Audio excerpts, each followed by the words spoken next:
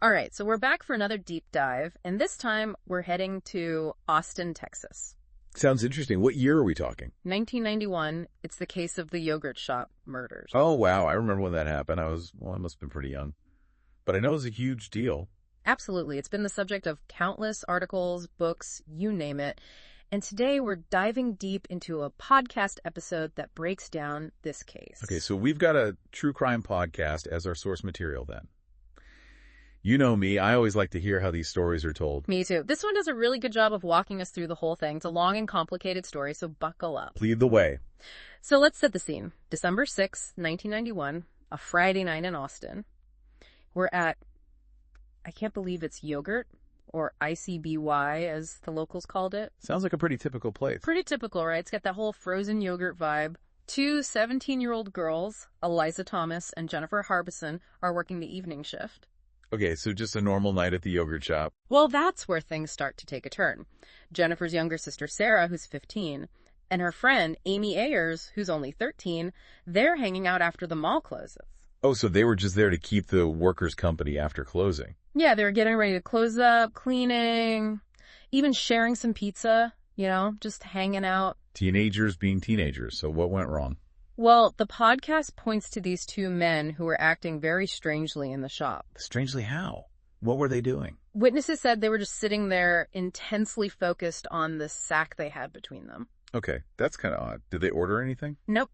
And they weren't really talking much either. One of them was making these sounds like he was fiddling with something inside the sack, like change or marbles. See, that's what I mean. Those are the details that you just can't make up. I know, right? And it gets even creepier when you know what happens next. Oh boy, this doesn't sound good.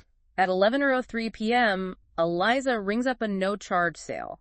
They think she was being forced to do it because the cash register drawer opens. Oh, no. And it gets worse. About $500 is stolen, and all four girls are murdered. This is awful. Less than an hour later, smoke starts billowing out of the shopping center. I'm assuming that wasn't a coincidence. No, definitely not. The firefighters initially think it's a routine call, maybe a stove left on or something. But when they get inside the yogurt shop... They find the girls. Yes, but it was a horrific scene. One firefighter who was there that night says he'll never forget finding the first body. He just saw a foot, charred black, unmistakably human. Wow, that image is just chilling. A fire on top of everything else. Talk about a nightmare scenario for the investigation. It was. Lead Detective John Jones, who was coincidentally riding along with a news crew that night, was immediately called to the scene. What are the odds? The lead detective just happens to be there when the call comes in. It's crazy, right? And to walk into that scene, it must have been just overwhelming. The podcast mentions how the fire and water damage destroyed so much evidence. That's what I was thinking. That much fire, there can't be much left. It must have been incredibly frustrating. Exactly, and the podcast host really emphasized the missed opportunities in that initial response, too. Like, they didn't even take accelerant swabs, to see if it was arson. Oh, man, those little details can really make or break a case, can't they? Especially in something as complex as this. Absolutely.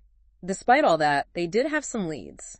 The investigation pretty quickly focused on four teenage boys: Maurice Pierce, Forrest Walburn, Michael Scott, and Robert Springsteen. Okay, so four teenagers. What led them to those four? Well, there were conflicting alibis, a .22 caliber gun that didn't match the crime scene. It was all very messy and confusing. Right, teenage boys, they're not exactly known for keeping perfect track of their time. Exactly.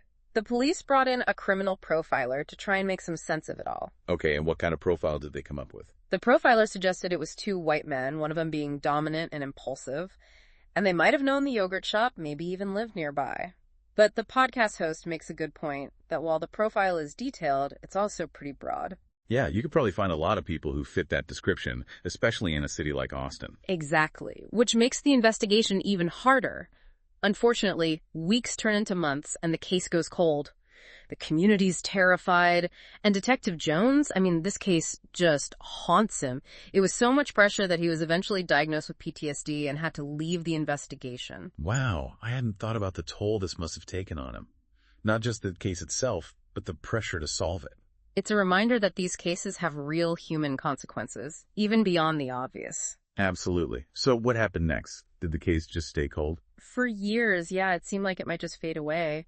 But then a new detective, Hector Palano, took over the case years later. Okay, a fresh set of eyes. That's sometimes all it takes. Right. Polano decided to re-examine those 4 original suspects, and this is where things get really interesting. How so?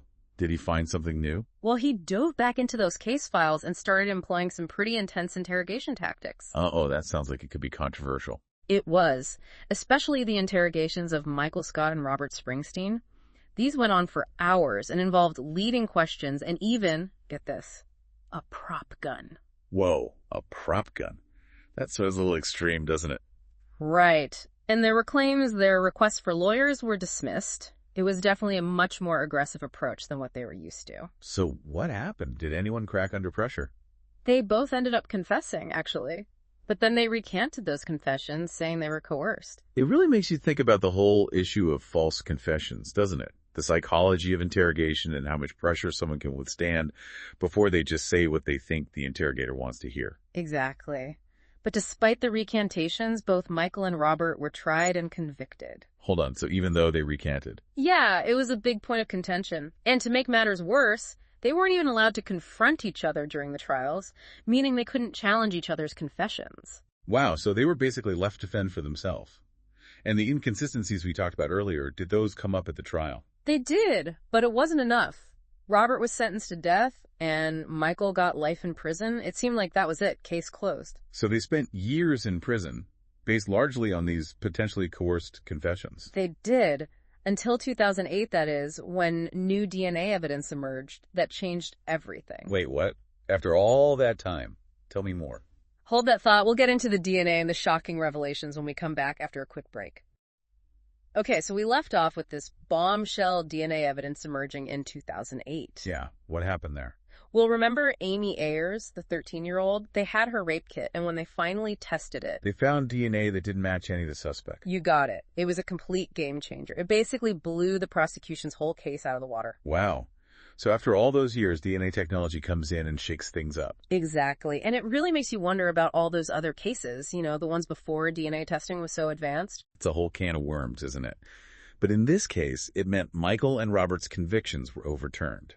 They were finally released in 2009. Free, but not exonerated. Right, there's still that cloud of suspicion hanging over them. But with this new DNA evidence, the focus shifted back to those 2 unidentified men from the yogurt shop. Yeah, it's almost like we're back to square one, but with a whole lot more questions. Exactly. And the podcast host was really pushing for the use of genetic genealogy to try and identify those men. You know, I've been hearing a lot about that lately. How does that even work? Well, it's basically using DNA to trace family connections, kind of like building a family tree in reverse. Okay, I get it. So they take the unknown DNA from the crime scene and try to find matches in these genealogy databases. Right. And if they find a match, even a distant relative, they can start building a family tree and work their way back to a potential suspect. So it's like a high-tech version of old-fashioned detective work. In a way, yeah. But it's still a fairly new field, and there are some legal and ethical concerns about using these databases for law enforcement purposes. I can see that. Privacy is a big deal these days. Absolutely. But in a case like this, where you have this horrific unsolved crime, it seems like the potential benefits might outweigh those concerns. Especially with the podcast host offering to fund the testing. You can tell he was really invested in trying to solve this case. I think a lot of people are. I mean, it's been decades, and those families still don't have answers. It's just tragic. Speaking of those families, I can't imagine what they've been through all these years. The ups and downs, the false hope, the constant wondering. It must be a nightmare you never wake up from. And now with this renewed focus on those 2 men, they might have to relive all of it again. And who knows if it'll even lead anywhere. Even if they identify those men, proving their guilt after all this time would be incredibly difficult. You've got fading memories, lost evidence, and the legal burden of proving guilt beyond a reasonable doubt. It's like trying to put together a puzzle where half the pieces are missing. And the pieces you do have are faded and worn. But at the same time, there's that glimmer of hope, isn't there? The hope that maybe, just maybe, they can finally get some answers, even if it doesn't lead to a conviction. Just knowing the truth might offer some closure. Closure, or maybe just more questions. You're right, it could go either way. It's interesting, this case really highlights the complicated nature of truth and justice. It does. Sometimes justice isn't about punishment, it's just about finding the truth. And even then, the truth can be elusive. You know, we've talked a lot about the suspects, but let's not forget about the victims. Eliza, Jennifer, Sarah, and Amy. They were daughters, sisters, friends. Their lives were cut short, and we should never lose sight of that. Absolutely. It's easy to get caught up in the investigative details, but those 4 girls are at the heart of this story. Their lives mattered. It's a stark reminder that even in a place that seems safe and familiar, like a yogurt shop, tragedy can strike. And that's why this case continues to resonate with people, I think.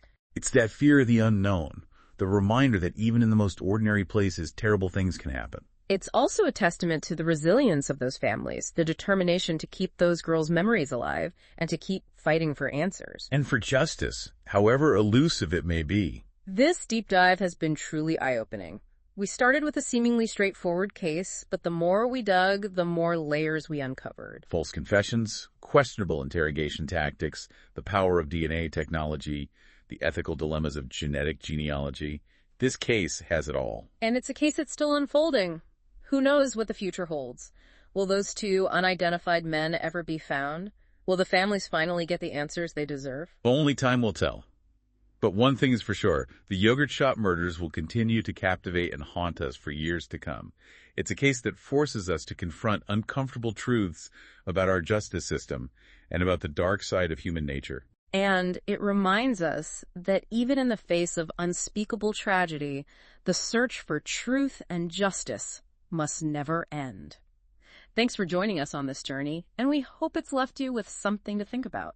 You know, it's amazing to think about how those early decisions, the ones made right after the crime, how much those can affect everything that comes after. Oh, yeah, for sure. Like if they had just taken those accelerant swabs. Right, exactly. Like what if that had revealed something crucial, something that pointed to those 2 men, or maybe even ruled them out completely? I'll never know. It's true.